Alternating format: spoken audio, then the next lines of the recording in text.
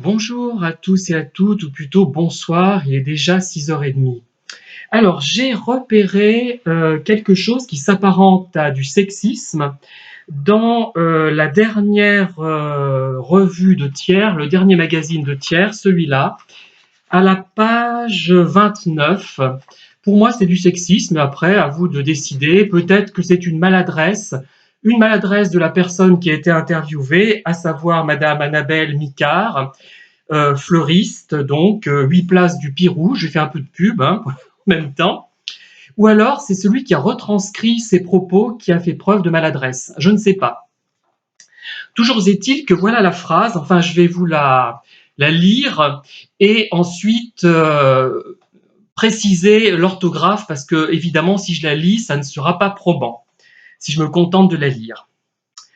Entre ses mains expertes, l'éphémère bouquet de mariée se transforme en une couronne qui décore la maison durablement.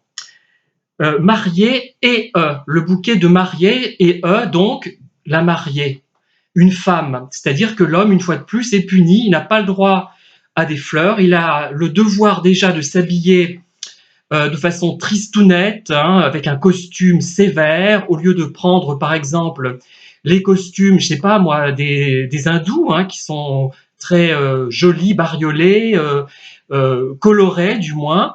Non, déjà il a le devoir d'être strict, d'être sévère. Bon, ça peut lui plaire. Moi j'aime bien ce qui est sévère, mais pour un mariage à l'église, c'est peut-être un peu tristouné. La femme va souvent être habillée en robe de façon très classique, très même euh,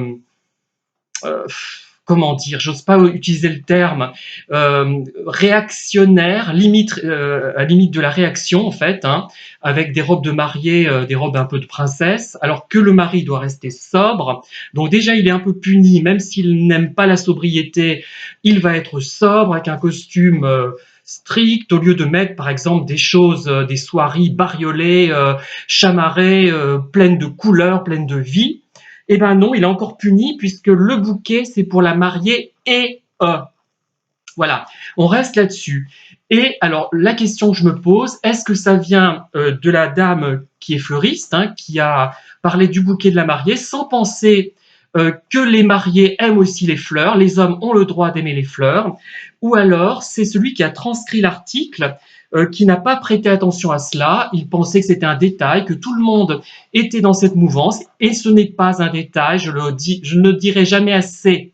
Je vais faire ma fin de vie, parce que je suis un peu en fin de vie, 57 ans, sera consacrée au pervers narcissique, évidemment, parce que je vais reprendre des vidéos dans quelques temps, dans quelques mois, mais aussi au sexisme, qui est encore un problème plus important que celui des manipulateurs pervers. On en est tellement imprégné qu'on ne se rend même pas compte de la gravité des choses.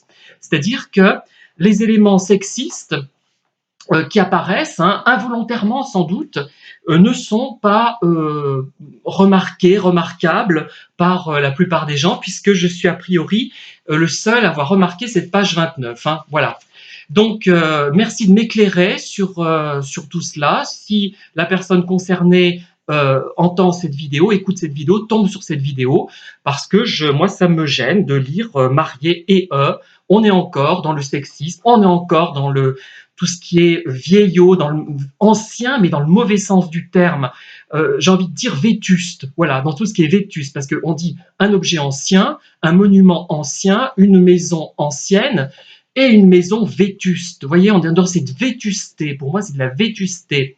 Et ce ne sont pas des détails. Alors, ceux qui encore vont me dire, mais je sais que ce sont soit des gens frustrés, soit des pervers narcissiques, que je m'attache à des détails, je les renvoie à la pyramide des besoins de Maslow. Tout le monde doit la connaître maintenant, grâce au net. Et voilà, merci de réagir à ces propos si vous le jugez opportun. Mais une fois de plus, encore, on tombe sur les lieux communs sexisme de la femme et de ses fleurs, de la femme un peu mijaurée et de l'homme qui est tristouné, qui est dominateur, qui est privé de tout, qui n'a pas le droit de ressentir des émotions, qui n'a pas le droit de les exprimer. Enfin, on est toujours dans ce schéma et on est en 2024 où on est sur le point de faire repousser des dents. Et oui, ça va bientôt se faire. Et on est encore sur ces schémas. C'est-à-dire que la science, elle progresse plus que les mentalités. que les mentalités liées à des choses comme le sexisme, comme l'homophobie, comme la transphobie, comme toutes ces méchantes choses dont on voudrait se débarrasser et qui nous collent aux pieds comme des chewing-gums. Quand vous tombez sur un chewing-gum dans la rue, que ça vous colle aux pieds, c'est à peu près pareil. Mais bon, après, je ne sais pas d'où ça vient. Si ça vient de la fleuriste elle-même qui n'a pas réfléchi, peut-être sur le moment, ou alors de celui ou de celle qui a rédigé l'article. Voilà, merci de m'avoir écouté, à très bientôt.